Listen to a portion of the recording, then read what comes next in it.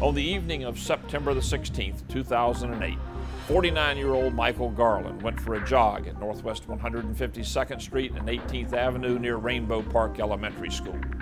He never made it home. Here's the story. My brother, Michael Anthony Garland, was a terrific guy. From the moment he was a kid, he was always approachable, always helpful, always to lend a helping hand, a listening ear.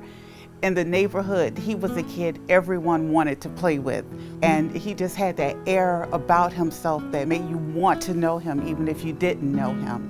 He was a short guy and I was always taller than him, and the moment we hit middle school, he shot up to over 6 feet. He was on the basketball team. He also played basketball in college.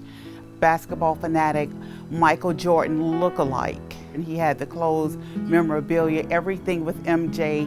MG had it. Terrific guy, terrific sportsman, terrific person. You know, in the summertime, most of the kids, just sleep in and relax. I had to get up 4:30 in the morning and go to work with him. Teaching me how to be a man at an early stage. At first I was mad, but then I understood what he was trying to do. And I always told him, I thank you for that, because I could have been out in the streets getting caught up doing the wrong thing or being in the bed doing nothing. But he was showing me how to make a living for myself, and I really appreciate that. Everyone came to Michael for everything. If there's peace that needed to be kept, we call Mike. Any suggestions, we call Mike. Road trip, we're calling Mike. Compassionate, caring, strong. He was always my hero, and that's how I always look up to him as my hero. We did everything together. When he saw me, he saw him. We went to the gym, working out together. And you name it, son and dad did it. We actually went on a double date together. That was kind of crazy. Who goes on a double date with their dad? But it was, it was different. I enjoyed it. It was cool. He was a wonderful dad. He was a bus driver for Broward County Transit, and his passengers loved him. There were passengers that didn't have the fare to get on. He said, don't worry about it, let's just ride. I don't even have to hear a story, come on, let's go. And after his passing, we heard so many stories from so many people that we didn't know of the kindness that he had showed them, and we had no idea that it had extended to that level. On Tuesday, September 16, 2008, at approximately 8 p.m., Michael Garland, a 49-year-old male, was jogging in the neighborhood in the area of 1840 Northwest 152nd Terrace. Michael Garland had a fitness routine, and on that particular day, he opted to go for a jog around the neighborhood. The area where Michael Garland was jogging, there was a school located on the north side of 152nd Terrace, and there is also a daycare located on the south side of 152nd Terrace. During the course of the investigation, we learned that there were several people or kids playing basketball directly across the street from where Mr. Garland was fatally shot. We believe as Michael jogged several times around the school, his killers watched from the basketball courts. On one of his laps, they approached the gate opening directly across from the daycare center and waited for their target. As he was jogging eastbound on the sidewalk area, he was approached by either an individual or several individuals. One of the suspects furnished a handgun, at which point Michael Garland attempted to gain some distance between the assailants and himself in order to defuse the situation. And he crossed to the south side of the street, and in the process, one of the assailants shot him in the back, at which point Mr. Garland collapsed on the floor and the assailants fled the area. Uniformed officers were dispatched to the area. Upon their arrival, they found Mr. Garland laying on the ground. Fire rescue also responded, and they transported him to Jackson Memorial Hospital, Ryder Trauma Center. Upon his arrival at the hospital, he expired. We went to the trauma center thinking that we were going to see him, and these people come out and tell us that he had been murdered. He hadn't survived this ordeal. You got to be kidding. You cannot comprehend. We just talked, and no one was comprehending this. Everyone was in a daze, a nightmare, like this wasn't real. It's kind of unheard of, it's like a man that goes to work, every day, come home, And even if a person would try to have a confrontation with him, he didn't want no confrontation. We don't have any reason to believe that Michael Garland had any enemies. He comes from a loving family. His whole entire family are very respectable individuals.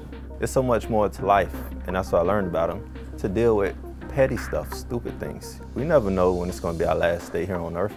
He cherished every moment like it was his last. We'll be right back with more Crime Stoppers Miami right after this.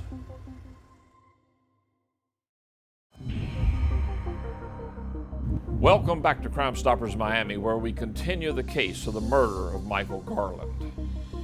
On Tuesday, September 16, 2008, at approximately 8 p.m., Michael Garland was jogging in the area of 1840 and Northwest 152nd Terrace.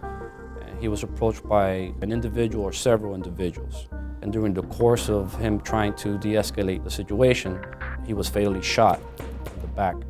It's possible that either one or several of the assailants fled on foot westbound on Northwest 152nd Terrace.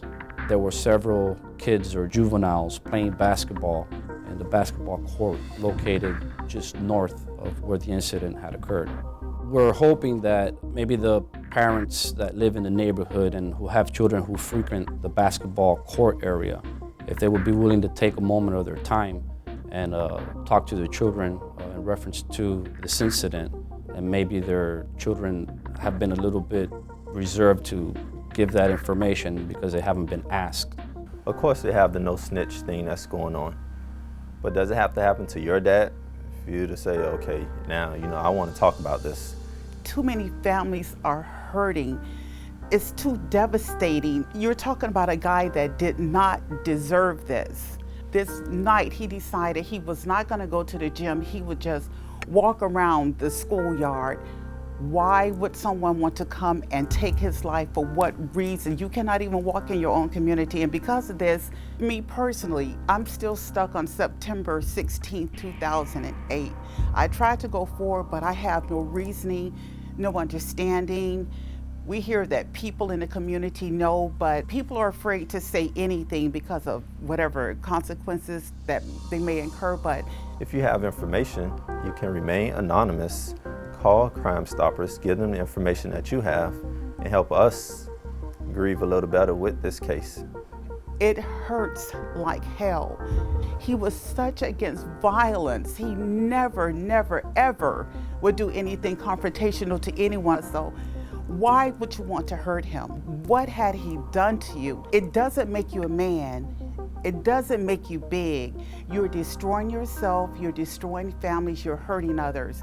If anybody has any information, we're requesting or asking that you please contact the Miami-Dade Police Department Homicide Bureau at 305-471-2400. Or you could call Crime Stoppers, where you could remain anonymous and be eligible up to a $5,000 reward. Why won't the community just come forward and say, I know something? I'm not afraid to call. I'm not afraid to let someone know what I saw, what I heard. Does it have to come into your home before you want to take any action towards this? It has to stop.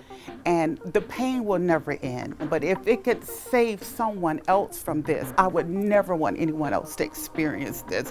But sadly, it's happening more and more every day. Miami-Dade detectives have little to go on in this case. Hopefully one of our viewers can give police the information they need to solve it and take a killer off the streets. If you have any information that may help detectives solve this case, call Miami-Dade Crime Stoppers at 305-471-TIPS. We'll be right back with more of Crime Stoppers Miami right after this.